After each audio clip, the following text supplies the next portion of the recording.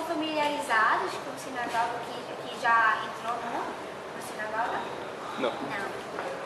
Então, tá certo.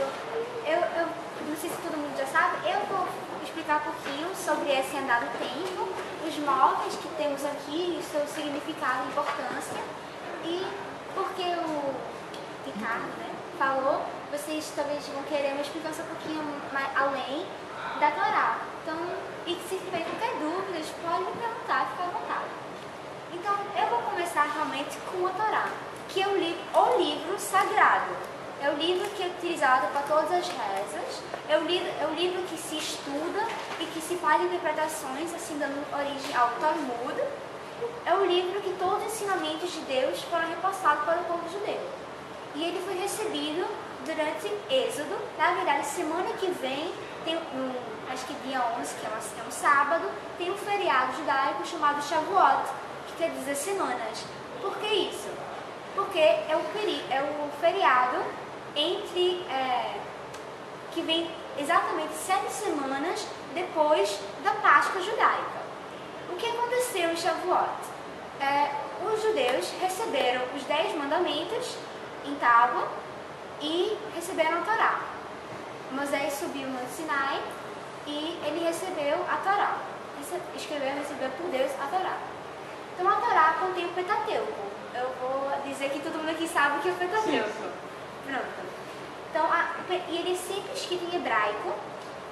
A Torá, o formato de criar uma Torá, de escrever uma Torá, o material não é exatamente um papel. É um couro de animal que é esticado e secado. Então, e a forma de abater e depois tirar esse couro é específico, porque tem regras chamadas, no direito judaico, chamado kasher, ou as regras kashrut.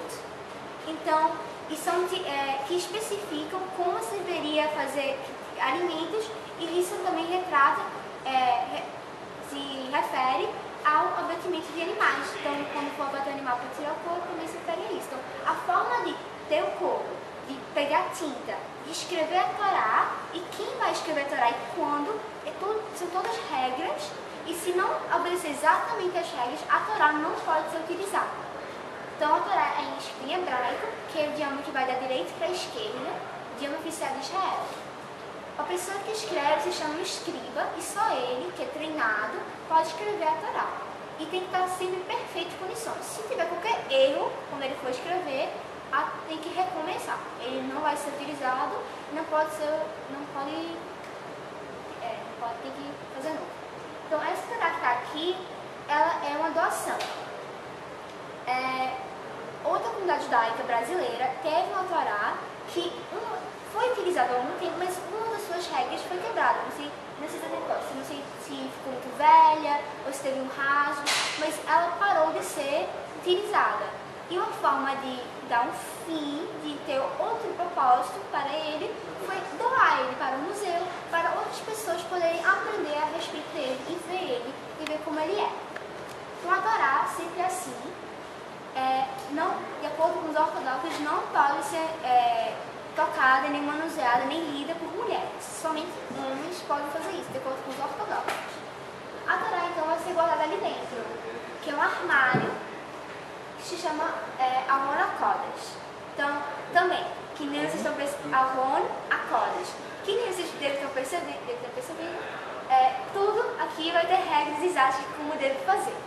A Aron HaKodesh também tem regras de como se deveria construir. Então, a Torá vai ser guardada ali dentro, e na frente dele tem essa cortina, chamada de Parochet. Os dois têm a função de proteger a Torá, que é sagrada. A Torá só pode ter em sinagoga. Você não pode levar uma Torá para casa, porque ela é sagrada e tem que estar preservado, protegido. Vai ser colocada ali dentro. Eu vou falar logo, porque talvez vocês tenham interesse.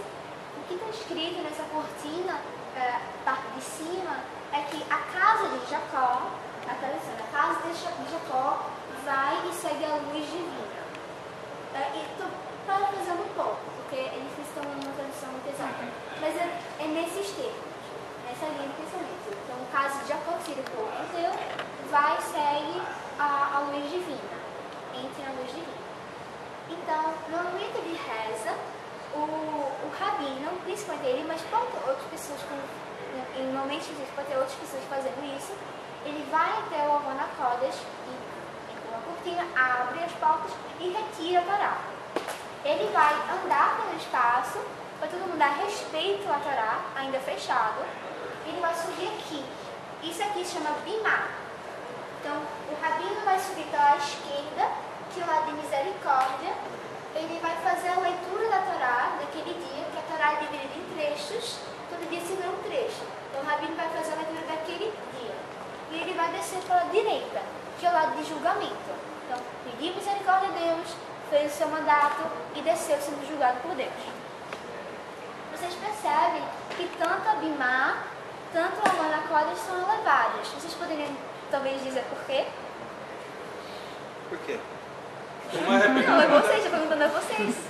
Está acima do sol. Os dois são elevados, em cima, mais altos. Você sabe por quê? Para representar quem está submisso a Superioridade. Superioridade. Pelo fato da Torá ser...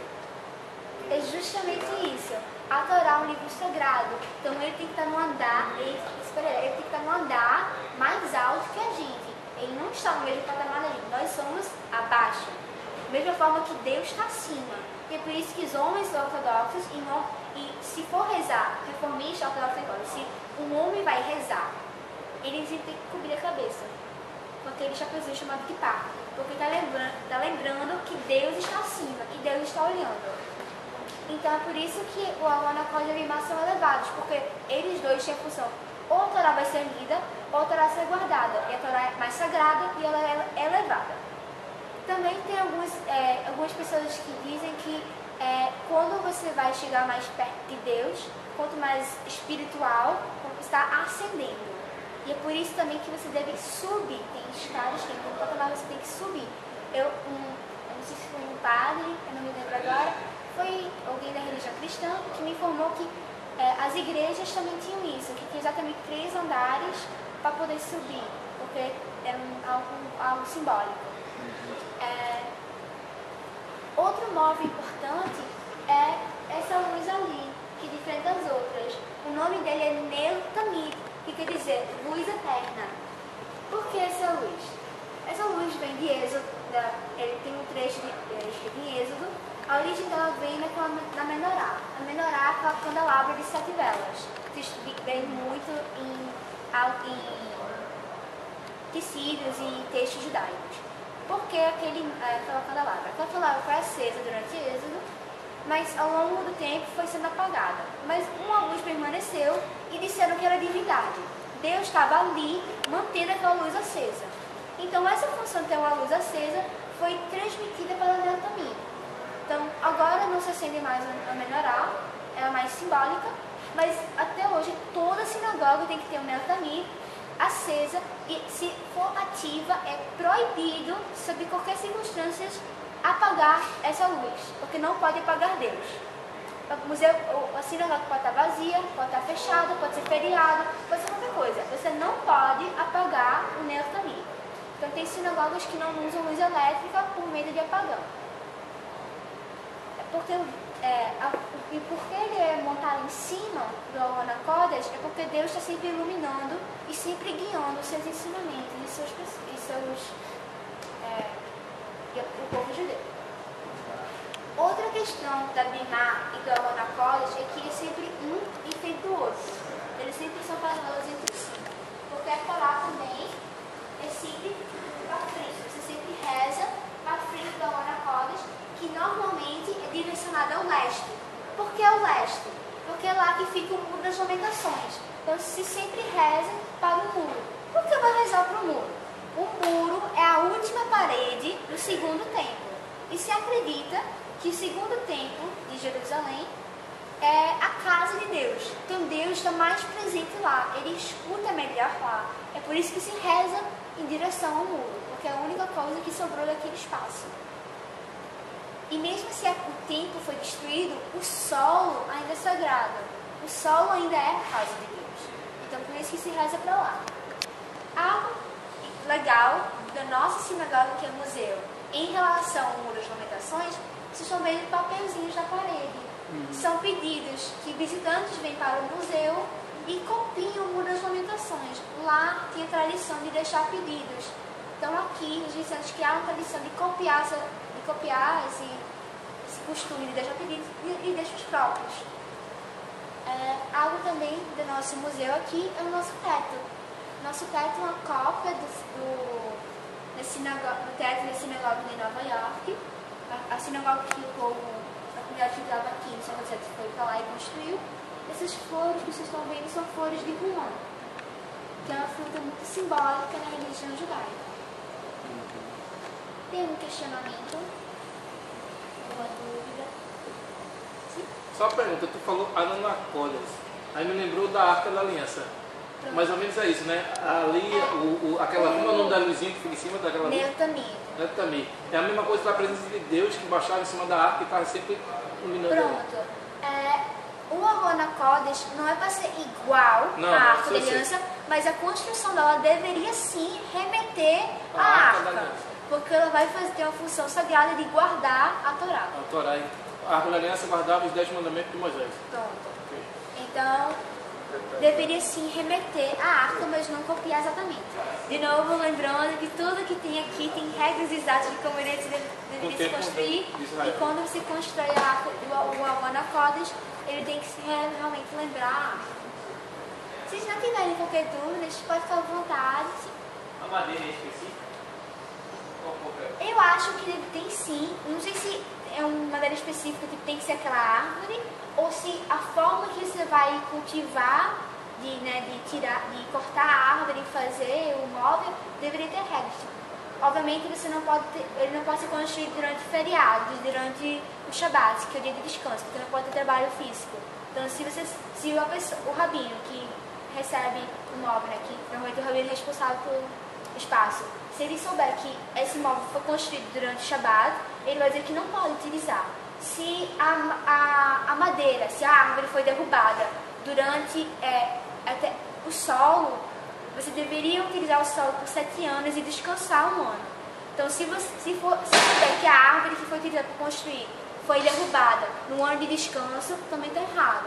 Porque o solo deveria descansar, você não deveria mexer